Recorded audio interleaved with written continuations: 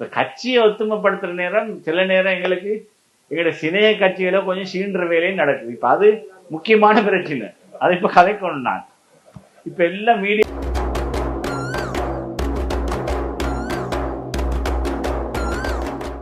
போற அதுதான்.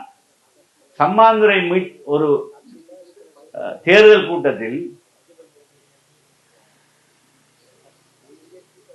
நான் முந்த நாள் நடந்த தேர்தல் கூட்டத்திலே பேசுவதற்கு தயாராக இருக்கின்ற போது சம்மாந்துறையில போட்டியிடுற ஒரு வட்டாரத்தின் வேட்பாளர் வந்து என்கிட்ட ஒரு முறைப்பாட்டை செஞ்சாரு. சார், இந்த குறிப்பிட்ட ஒரு ஆள் எங்கட கட்சியில நாமினேஷன் கேட்டு வந்தவருக்கு நாங்க எல்லாருக்கும் நியமன பத்திரம் கொடுக்க இல்லாத அங்குள்ள பிரச்சனை இங்கதான் நாங்க ஆள் தேடுறது. அங்க எங்களை விரட்டி ஆட்கள் வராங்க. அதான் பிரச்சனை. அப்ப அங்க நாங்க அந்த தேர்தலில் நியமன பத்திரத்தில் இடம் கொடுக்காத ஒருவர் போய் ஐக்கிய மக்கள் சக்தியில நாங்க நிராகரிக்கிறார்கள், ஐக்கிய மக்கள் சக்தியை எடுத்து போட்டுக் கொள்வாங்க. ஏன்னா அவங்களுக்கு ஆட்கள் இல்லை.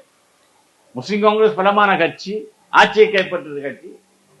அந்த கட்சியில் இருந்து கொண்டு அவர் பிரச்சாரம் செஞ்சது என்னன்னா, தலைவர் அங்கீகாரத்தோடு தான் நான் ஐக்கிய மக்கள் சக்தியில கேட்கிறேன். இது நம்மட கட்சிக்கால கேட்கிறவனுக்கு பெரிய சவாலா போயிடுச்சு. அப்ப அதுக்கு விளக்கம் கொடுக்கணும் சார் என்கிட்ட. அதை நான் அந்த விஷயம் சம்பந்தமாக நான் மேடையில பேசுகின்ற போது, ஐக்கிய மக்கள் சக்திக்கு எங்களுக்கும் தொடர்பே கிடையாது, இனி அவங்களோட தொடர்பு எங்களுக்கு தேவையில்லை.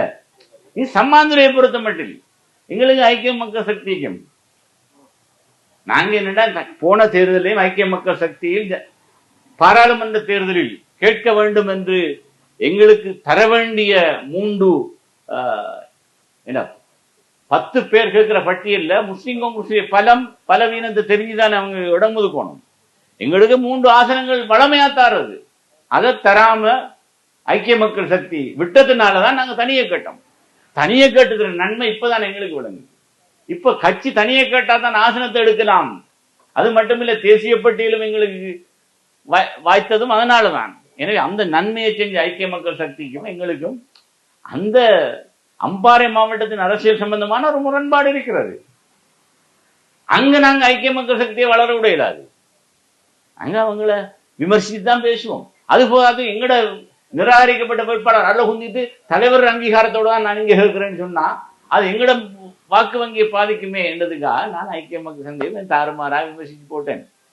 இப்ப அது கொஞ்சம் இப்ப பெரிய வைரலான விஷயமா போகுது. இப்ப இந்த தேசிய மக்கள் சக்திக்கு அது ஒரு பெரிய வாய்க்கு அவள் கிடைக்க மாதிரி. எனவே ஐக்கிய மக்கள் சக்திக்காரர்கள் பெரிசாக முஸ்லிம் காங்கிரஸ் தலைமையோடு முரண்பட வேண்டிய அவசியம் இல்லை.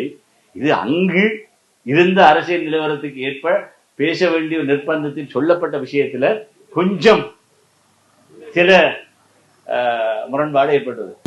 அந்த தீங்கு விளைவிக்கும் பாக்டீரியாக்களை ஒழிக்கும் என மருத்துவ மற்றும் விஞ்ஞான ரீதியாக உறுதிப்படுத்தப்பட்டுள்ளது.